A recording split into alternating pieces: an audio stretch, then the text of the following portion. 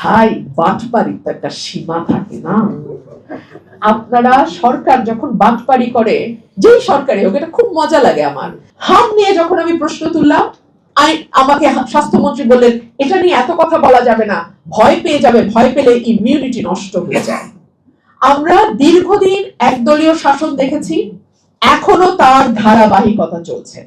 তখন বিএনপি জামাতকে খেলার মাঠের বাইরে রেখে একরকম ভাবে সংসদকে সাজানো হয়েছে, এখন আওয়ামী লীগ এবং বাম দলগুলোকে বাইরে রেখে আরেকভাবে সংসদকে চালানো হচ্ছে। This is all the same. আমি আগেও যা দেখেছি একদলীয় সংসদ, এখনো আমি সেই একদলীয় সংসদই দেখছি, এবং এটা আমি যেদিন সংসদে প্রথম যাই আমি বলেছিলাম। আমি দুঃখ পেয়েছি, আমি অবাক হয়েছি, ট্রেড এগ্রিমেন্ট নিয়ে, আমেরিকার সাথে বাংলাদেশের ট্রেড এগ্রিমেন্ট নিয়ে আমি ছাড়া সংসদে আর একজন সংসদ সদস্য প্রশ্ন উত্থাপন করেন নাই। আমি যদি 5 জন সংসদ সদস্যকে পেতাম, আমি একটা নোটিশ দিতে পারতাম স্পিকারের কাছে যে আমি এই বিষয়টার উপর আমরা সংসদ সদস্য 5 জন আলোচনার প্রস্তাব রাখছি। কিন্তু আমি তো 5 জন সংসদ সদস্যই পেলাম না। আমি তো নোটিশটাই দিতে পারলাম না, আমাকে পয়েন্ট অফ অর্ডারে দাঁড়িয়ে এই বিষয়ে কথা বলতে হলো। হাম নিয়ে যখন আমি প্রশ্ন তুললাম, আমাকে স্বাস্থ্যমন্ত্রী বললেন এটা নিয়ে এত কথা বলা যাবে না, ভয় পেয়ে যাবে, ভয় পেলে ইমিউনিটি নষ্ট হয়ে যায়। আমি বললাম আমরা কি 300 জন হামের রোগীর সামনে কথা বলতেছি? এই তো আমাদের সংসদের অবস্থা,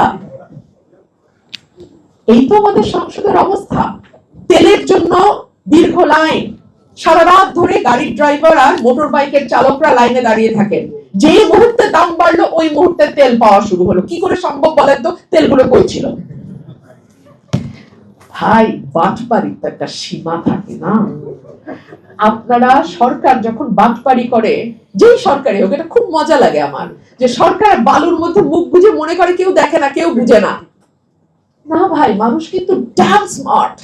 আর এখন প্রত্যেকের হাতে হাতে সেলফোন, এই ফোনে আপনি মুহূর্তে সারা বিশ্বের খবর পেয়ে যাবেন। সরকার যদি মনে করে তারা তথ্য লুকিয়ে বাটপাড়ি জারি রাখবে, তারা খুব ভুল করবে। এইভাবে আসলে চালানো যাবে না। আর আরেকটা বিষয় যেটা আমার ভাইও বলেছেন, মামলা জটের কথা।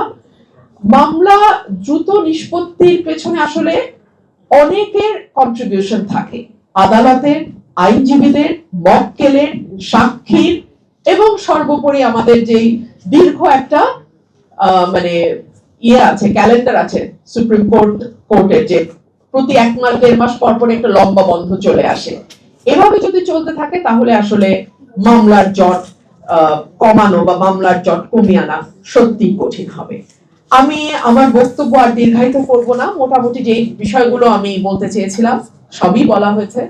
আমি এই সংগঠনটি international jurist forum for human rights, আমি এর উত্তরোত্তর সাফল্য কামনা করি, এবং আমি আশা করি এই সংগঠনটি নিরপেক্ষতা বজায় রেখে সাহসিকতার সঙ্গে বাংলাদেশের বিচার বিভাগ এবং একই সঙ্গে বাংলাদেশের মানবাধিকার পরিস্থিতি উন্নয়নে একটি গঠনমূলক ভূমিকা রাখবে।